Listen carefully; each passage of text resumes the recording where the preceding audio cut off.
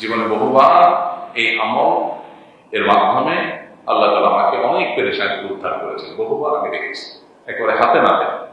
হতাশা, ডিপ্রেশন, পেরেশানি এগুলো জীবনের অংশ, এগুলো হবেই হবে। ছাত্র জীবনে হবে, কর্মজীবনে হবে, বিবাহিত জীবনে হবে, অবিবাহিত জীবনে হবে, সবসময় হবে। তাহলে এই পেরেশানি থেকে মুক্ত থাকার উপায় কি?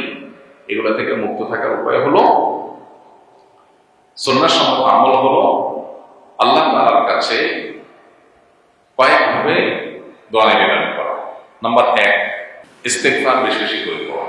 এটা পেরেশানি দূরের জন্য সবচেয়ে কার্যকর আমল।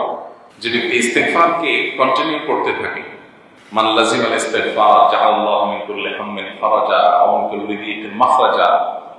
যে ব্যক্তি ইস্তেগফারকে অবধারিত করে নেবে, সারাক্ষণ ইস্তেগফার করতে থাকবে, আল্লাহ তাআলা সকল টেনশন, ডিপ্রেশন, পেরেশানি থেকে মুক্ত হওয়ার পথ তাকে দেখিয়ে দেবেন। এই জন্য ভাই, ইস্তেগফারটাকে বিপদের মুহূর্তে বেশি বেশি আমাদের করতে হবে। আস্তাগফিরুল্লাহ ওয়া আতুবু ইলাইহি, আস্তাগফিরুল্লাহ আল্লাযী লা ইলাহা ইল্লা হুয়াল হাইয়ুল কাইয়্যুম ওয়া আতুবু ইলাইহি ওয়া লা হাওলা ওয়া লা কুওয়াতা ইল্লা বিল্লাহ।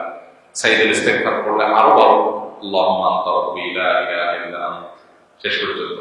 আর পুরোটুকু না পারেন বা অন্য ইস্তেগফার না পারেন, শুধু আস্তাগফিরুল্লাহ আস্তাগফিরুল্লাহ, আমি আল্লাহর কাছে ক্ষমা চাই, আমি আল্লাহর কাছে ক্ষমা চাই করতে থাকা, আল্লাহ তাআলা উদ্ধার করবেন। জীবনে বহুবার এই আমল এর মাধ্যমে আল্লাহ তাআলা আমাকে অনেক পেরেশানি থেকে উদ্ধার করেছেন। বহুবার আমি দেখেছি, একেবারে হাতে নাতে। সো এটা আমরা আমল করবো। 1। দ্বিতীয়ত হলো দুরূদ। যে দুরূদ ইব্রাহিমী নামাজে পড়ে, এটা সবচেয়ে উত্তম, আর নাহলে অন্য কোনো দুরূদ। কারণ দুরূদ যদি কেউ পড়ে, আল্লাহ তার জন্য যথেষ্ট হয়ে যায়, তার পেরেশানি দূর হয়ে যায়। তাহলে বেশি দুরূদ শরীফ পড়বে, আল্লাহুম্মা সাল্লি আলা মুহাম্মাদ, আল্লাহুম্মা সাল্লি আলা, যে কোনো বিপদ হয়েছে আল্লাহুম্মা সাল্লি আলা মুহাম্মাদ।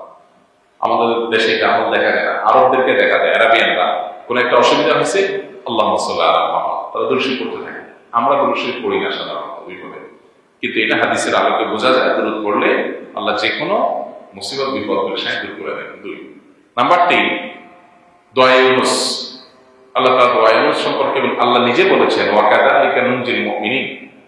ইউনুস আলাইহিস সালাম যেভাবে আল্লাহর কাছে দোয়া করেছেন, এইভাবে ঈমানদারদেরকে আল্লাহ মুক্তি করবেন যদি কেউ দোয়া করে। কোরআনে আল্লাহ তাআলা সেটা বলেছেন এবং নবী সাল্লাল্লাহু আলাইহি ওয়াসাল্লাম উৎসাহ দিয়েছেন। এইজন্য ইউনুস আলাইহিস সালামের দোয়া, যেটাকে দোয়া ইউনুস বলা হয়, বিপদের সময় দোয়াটা বেশি করবেন, লা ইলাহা ইল্লা আনতা সুবহানাকা ইন্নী কুনতু মিনাজ জালিমিন, বেশি বেশি করবেন। তাহলে কয়টা আমল হলো? 3টা। 4 নম্বর হলো একটা বিশেষ দোয়া, শুধু পেরেশানি থেকে মুক্তির জন্য নবী সাল্লাল্লাহু আলাইহি ওয়াসাল্লাম আলাদা করে তার হাদিস থেকে পাই, তার জীবনে থেকে পাই। সেটা হলো, আল্লাহুম্মা ইন্নী আউযু বিকা মিনাল হাম্মি ওয়াল হাসান ওয়া আউযু বিকা মিনাল আজজি ওয়াল কাসাল ওয়া আউযু বিকা মিন গালাবাতিদ দাইনি ওয়া কাহরির রিজাল।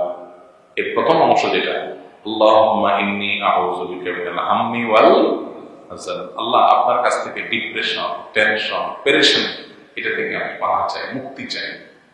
তো এইটা নবী সাল্লাল্লাহু আলাইহি ওয়াসাল্লামের ভাষায় দোয়া, এটা আমরা বেশি বেশি করে করতে পারি। আল্লাহুম্মা ইন্নী আউযু বিকা মিনাল হাম্মি ওয়াল হাসান, তাহলে বেশি বেশি করে পেরেশানি থেকে মুক্তি লাভের জন্য এইভাবে দোয়া করতে পারি।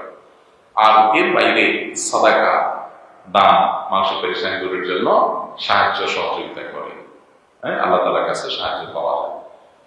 এই আমলগুলো আমরা করতে পারি। এর পাশাপাশি আরেকটা সম্পর্কে আমরা কথা বলতে পারি, সেটা হলো নবী সাল্লাল্লাহু আলাইহি ওয়াসাল্লাম বলেছেন, আলিজ্জু বিয়াজাল জালাল ওয়াল ইকরাম, আলিজ্জু বিয়াজাল জালাল ওয়াল ইকরাম, অর্থাৎ ইয়াজাল জালাল ওয়াল ইকরামকে তোমরা আঁকড়ে দাও, আল্লাহর নাম জাল জালাল ওয়াল ইকরাম। ইয়াজাল জালাল ওয়াল ইকরাম মানে হে জাল জালাল ওয়াল ইকরাম। এর মাধ্যমে আল্লাহর কাছে কিছু চাওয়া হবে, সেটাও আল্লাহ রাব্বুল আলামিন কবুল করবেন ইনশাআল্লাহ।